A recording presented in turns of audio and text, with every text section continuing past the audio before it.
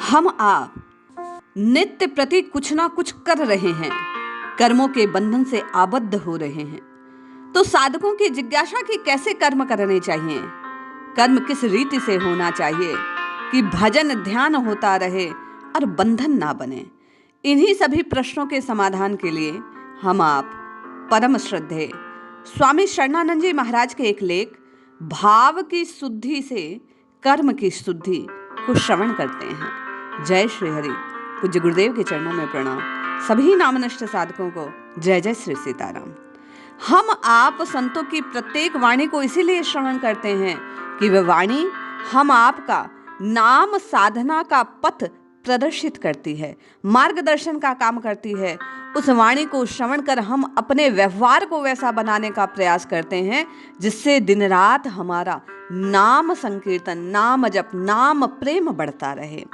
पूज्य स्वामी जी लिखते हैं, किसी भी कर्म की शुद्धि के लिए यह जानना परम आवश्यक कि उसका उद्गम स्थल क्या है, अर्थात उसकी कर्म कहाँ से प्रकट हो रहा है। पूज्य स्वामी जी कहते हैं, किसी भी कर्म की शुद्धि के लिए यह जानना परम आवश्यक कि उसका उद्गम स्थान क्या है, अर्थात कर्म की उत्पत्ति कहाँ से होती है। विचार करने पर मालूम होगा कि कर्ता के भाव और संकल्प से कर्म बनता है, अर्थात पहले कर्ता किसी भाव से भावित होकर स्वयं कुछ बनता है, तब उसके अनुसार संकल्प और कर्म की उत्पत्ति होती है। जब मनुष्य कोई अच्छा काम करने में प्रवृत्त होता है तब पहले स्वयं अच्छा बनता है। वैसे ही जब किसी बुरे काम में प्रवृत्त होता है तब पहले बुरा बनता है। जैसे चोर बनकर चोरी करता है, भोगी बनकर भोग करता है, सेवक बनकर सेवा करता है। अतः ये सिद्ध हुआ कि क्रिया की शुद्धि के लिए साधक को पहले अपने अहम भाव को शुद्ध करना परम आवश्यक है, क्योंकि कारण की शुद्धि के बिना कार्य की वास्तविक और स्थायी शुद्धि नहीं होती। इसलिए साधक को चाहिए वह अपनी मान्यता को पहले स्थिर और शुद्ध बनाए। विकल्प रहित यह निश्चय करे कि मैं भगवान का हूँ। ये भाव निश्चित होने पर अपने आप उन्हीं कामों को करने के संकल्प उठेंगे जो भगवान को प्रिय हों, जो भगवान की प्रसन्नता के लिए आवश्यक हो। इस प्रकार भाव, संकल्प, कर्म की शुद्धि सुगमता पूर्वक अपने आप हो सकती है। साधक जिस वर्ण आश्रम परिस्थिति में रहता है उसे तो भगवान की नाट्यशाला का स्वांग समझे। उस स्वांग के अनुसार जब कर्म करना आवश्यक हो, खूब उत्साह, सावधानी और प्रसन्नता पूर्वक करे, परंतु उस अभिनय को अपना जीवन न माने, अर्थात उसमें जीवन बुद्धि न जाने, सद्भाव रखे।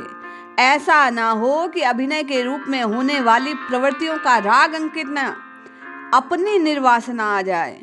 प्रत्येक प्रवृत्ति के अंत में स्वाभाविक ही प्रेमास्पद के प्रेम की प्रतीक्षा उदय होगी, क्योंकि अभिनय काल में ये भावना जागृत रहेगी कि हमारे हिस्से में आया हुआ अभिनय ठीक ठीक हो गया।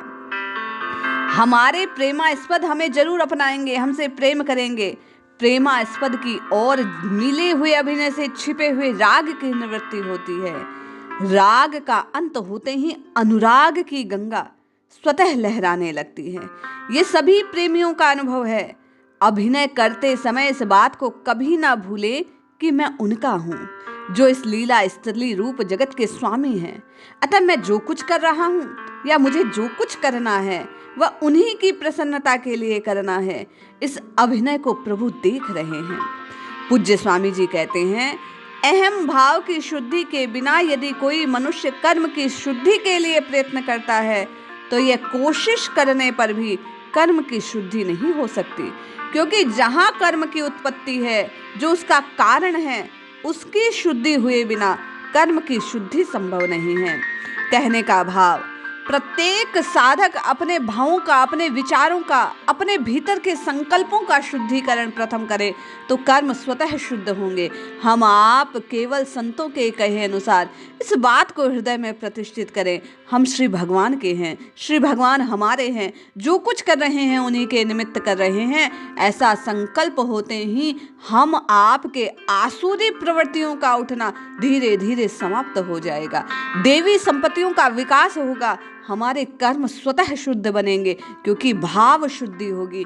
भाव शुद्धि संकल्प शुद्धि को उत्पन्न करेगी और संकल्प शुद्धि कर्म शुद्धि को। और जब कर्म शुद्ध होंगे तो हम आपका प्रेम श्री रघुनाथ जी के चरणों में दिन दूना रात चौगुना बढ़ेगा।